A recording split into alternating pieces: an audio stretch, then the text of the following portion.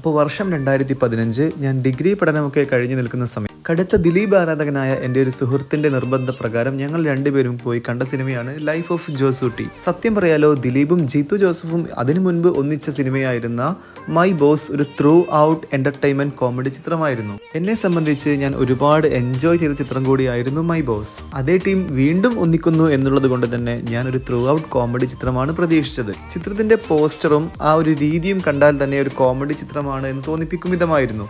പക്ഷേ സിനിമ കണ്ടപ്പോൾ സ്ഥിതി മറ്റൊന്നായിരുന്നു. വളരെയധികം സ്ലോ പേസിൽ കഥ പറഞ്ഞു പോകുന്ന ഒരു കുടുംബ ചിത്രം. അതിനേക്കാൾ ഉപരി കോമഡി അവിടെയും ഇവിടെയൊക്കെ ഉണ്ടെങ്കിലും നമ്മളെ എൻഗേജ് ചെയ്യിപ്പിക്കുന്ന ഒരു നല്ല കോമഡി ഒന്നും ചിത്രത്തിൽ ഉണ്ടായിരുന്നില്ല. പക്ഷേ എന്തുകൊണ്ടോ എനിക്ക് ചിത്രം ഇഷ്ടമായിരുന്നു. കടുത്ത ദിലീപ് ആരാധകനായ എൻ്റെ കൂട്ടുകാരന് ചിത്രം തീരെ ഇഷ്ടമായതുമില്ല. ഈ ചിത്രം പരാജയപ്പെടാനുള്ള പ്രധാന കാരണം എല്ലാവരും മൈ ബോസ് പ്രതീക്ഷിച്ചു പോയി എന്നുള്ളത് കൊണ്ട് തന്നെയാണ്. വീഡിയോ ഇഷ്ടമായെങ്കിൽ ചാനൽ സബ്സ്ക്രൈബ് ചെയ്യുക.